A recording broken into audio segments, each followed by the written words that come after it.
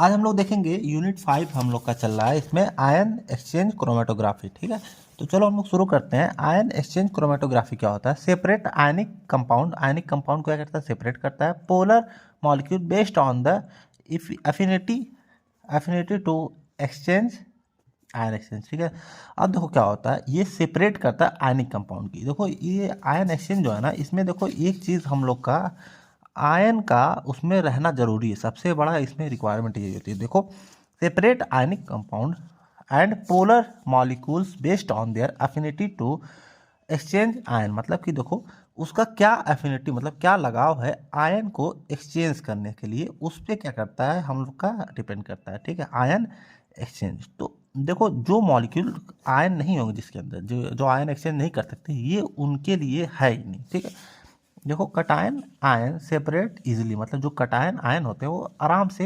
Separate हो जाते हैं। ठीक है, principle attraction between two opposite charge, मतलब कि जो हम लोग का पॉजिटिव रहता है वो किसकी तरफ जाता है? नेगेटिव की तरफ। जैसे कि मतलब कि जानते हो ना, अपोजिट अट्रैक्ट करता है ईच अदर, जैसे कि मेल और फीमेल। ठीक है, मतलब गर्ल्स और बॉयज अपोजिट है तो अट्रैक्ट करते हैं। ठीक है, उसी तरीके से। और देखो हम लोग का आयन एक्सचेंज रेजिन, अब देखो इसमें आयन एक्सचेंज रेजिन जो होता है यूज्ड एज स्टेशनरी फेज, जो हम लोग का स्टेशनरी फेज होता है, मतलब कि जो फेज रुका हुआ है, उसमें क्या हम लोग करते हैं? आयन एक्सचेंज रेजिन यूज करते हैं। ठीक है, कटायन एक्सचेंज रेजिन जो होता है वो देखो, ये इसका हम लोग का एग्जांपल देखो, माइनस अंदर रहता है, प्लस हम लोग का बाहर। अनायन वाले में देखो प्लस जो रहता है वो अंदर रहता है और हम लोग का माइनस रहता है। ठीक, अकॉर्डिंग टू सोर्स। ठीक है, अब देखो सोर्स के हिसाब से क्या रहता है इसमें, जैसे एक नेचुरल हो सकता है, उसमें एग्जांपल उसका क्ले, और सिंथेटिक में उसका क्या हो गया? फॉर्मल डिहाइड। ठीक, तो हम लोग आगे देखते हैं इसमें क्या है, मैकेनिज्म ऑफ आयन एक्सचेंज। अब देखो इसका मतलब मैकेनिज्म क्या होता है, मतलब ये कैसे एक्सचेंज होता है। तो इसमें टोटल 5 स्टेप है। कितने स्टेप हैं? 5 स्टेप है। ठीक है, mobile phase ion adhere on the outer surface of ion exchanger, मतलब कि देखो एक हम लोग का आयन एक्सचेंजर है, क्या है? आयन को एक्सचेंज करने वाला। ठीक है, और देखो मोबाइल फेज जो रहेगा, मोबाइल फेज के जो आयन रहेंगे अधेयर on the outer surface of ion exchanger, मतलब ये आयन एक्सचेंजर है, उसके ऊपर जो रहेंगे हम लोग के मोबाइल फेज के आयन रहेंगे, जिसमें मोबाइल फेज के जो आयन रहेंगे वो क्या होंगे? ऐसे ऊपर ऊपर चिपक जाएंगे। ठीक है, outer surface of the ion exchanger. तो ये देखो हम लोग का, ये हम लोग का क्या है? मोबाइल फेज है, और उसके ऊपर जो हम लोग के देखो आयंस जो है ये हम लोग का चिपक गया है। ठीक है, तो आयन एक्सचेंजर ये है हम लोग का, जैसे जहाँ पे देखो मैं बताया था ना, हम लोग का क्या है? आयन एक्सचेंजर रहता है। देखो ये देखो आयन एक्सचेंजर है ना, ये सब देखो आयन एक्सचेंजर है। ठीक है, तो उसमें देखो ये हम लोग के आयन एक्सचेंजर हो गए, और क्या इसके ऊपर क्या होते हैं? आके चिपक जाएंगे। ठीक है, अब क्या होंगे? जो ये आयन ऊपर चिपके हुए हैं ना, तो अब देखो आयन क्या हो जाएंगे? डिफ्यूज हो जाएंगे, मतलब कि इसके अंदर चले जाएंगे। ठीक है, और डिफ्यूज होंगे, उसके बाद क्या होंगे? कटायनिक एक्सचेंज, मतलब कि जो कटायनिक एक्सचेंज होता है वो कैसे होता है, समझ आया ना? तो माइनस वाला जो रहेगा वो अंदर रहेगा, फिर उसके बाद क्या होगा? वो बाहर हो जाएगा। ठीक है, तो ये देखो इसमें क्या होता है हम लोग का, ये जो कटायनी एक्सचेंज होते हैं वो कैसे होते हैं उसके बारे में बताता हूँ मैं आप लोग को। ये क्या है? हम लोग का रेजिन है, ये हम लोग का माइनस में है, और ये क्या है? प्लस है। ठीक, अब देखो ये हम लोग का सैंपल आयन है। ठीक, सैंपल आयन है। अब क्या होगा? ये दोनों एक्सचेंज होंगे एक दूसरे से। ठीक, एक्सचेंज हो जाएंगे तो क्या हो जाएगा हम लोग का?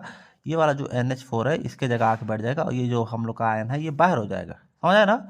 सिंपल सी यही बात है कि जो NH4 है ये अंदर आ जाएगा। देखो यहाँ पे NH4 जुड़ गया, ये जो हम लोग का आयन था वो आउट हो जाएगा। ठीक है, तो वही सिंपल सी चीज़ है कि मतलब एक आयन आता एक आयन बाहर जाता, तो उसमें आयन का एक्सचेंज हो गया। ठीक, अब देखो सोडियम जो होता है diffuse out from the surface, यही वाली बात मैं बताया था, सोडियम जो रहेगा वो क्या होगा? बाहर निकल जाएगा सरफेस से। यही देखो फोर्थ स्टेप में हुआ। At last exchange of ion sodium at out as eluent, जो इल्यूएंट की तरफ से, मतलब कि जो हम लोग का बाहर जो निकलता है उसको हम लोग बोलते हैं इल्यूएंट। तो इल्यूएंट की तरफ से जो सोडियम रहेगा वो क्या हो जाएगा? वो बाहर निकल जाएगा। तो वही चीज़ इसमें लिखी है कि हम लोग के 5वें स्टेप में यही हो रहा है। ठीक, तो एकदम सिंपल है। हम लोग का देखो मोबाइल फेज है। ठीक है, वो मोबाइल फेज का जो आयन है वो आयन एक्सचेंजर पर जाकर चिपकेगा उसके सरफेस पे, उसके बाद डिफ्यूज हो जाएगा, अंदर चला जाएगा।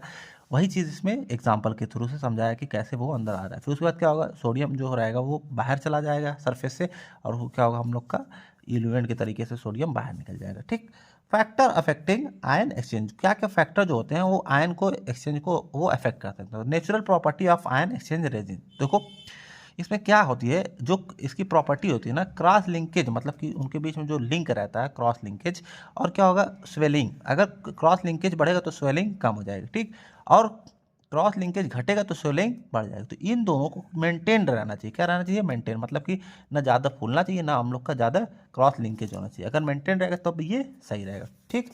और देखो साइज ऑफ आयन, मतलब कि जो साइज ऑफ आयन है, अगर साइज बहुत ज़्यादा बढ़ जाएगा तो एक्सचेंज जो होगा हम लोग का एक्सचेंज होगा वो क्या होगा? बढ़ जाएगा। ठीक।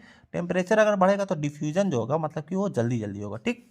तो इसमें ये सब फैक्टर्स हैं। अब क्या है? मेथडोलॉजी यार principle of ion exchange chromatography, मतलब इसका प्रोसीजर क्या होता है। ठीक। तो इसका प्रोसीजर में देखो क्या है, हम लोग का कॉलम रहता है। किसका कॉलम रहता है? जो हम लोग का ग्लास का रहता है। ठीक। स्टेशनरी फेज मतलब कि जो रुका हुआ फेज वो क्या है? रेजिन आयन एक्सचेंजर रहता है। ठीक। और क्या रहेगा? मोबाइल फेज जो रहेगा एसिड हो सकता है, या तो बेस हो सकता है, या तो बफर हो सकता है। ठीक। हम लोग का क्या रहेगा? सैंपल में क्या रहेगा? अमीनो एसिड या तो प्रोटीन। ठीक। पैकिंग ऑफ कॉलम जो रहेगा किस चीज़ से पैक करते हैं? उसको स्लरी कर देते हैं, भर देते हैं पूरा। ठीक है। स्लरी मतलब घोल बना के। ठीक। एप्लीकेशन ऑफ सैंपल क्या हो? Sample analyse added on top, मतलब जो सैंपल का एनालाइज रहेगा वो ऊपर रहेगा। ठीक है। और इल्यूशन रहेगा इल्यूएंट कलेक्टेड। अब देखो हम लोग का इसमें फिगर के थ्रू समझते हैं क्या है। हम लोग को, आप लोग को समझ में नहीं आया होगा। ठीक है। हम लोग क्या है? ये मोबाइल फेज है। क्या है? मोबाइल फेज है। और यहाँ पे पंप लगा रहेगा। ठीक है। और यहाँ पे हम लोग क्या डालेंगे? इंजेक्टर डाल देंगे। इंजेक्टर से हम लोग क्या सैंपल भर देंगे। ठीक। तो इसमें से मोबाइल फेज निकलेगा और इसमें कॉलम है और इसमें हम लोग का रेजिन है। तो रेजिन मतलब ये हम लोग का स्टेशनरी फेज हो गया, हम लोग का मोबाइल फेज हो गया।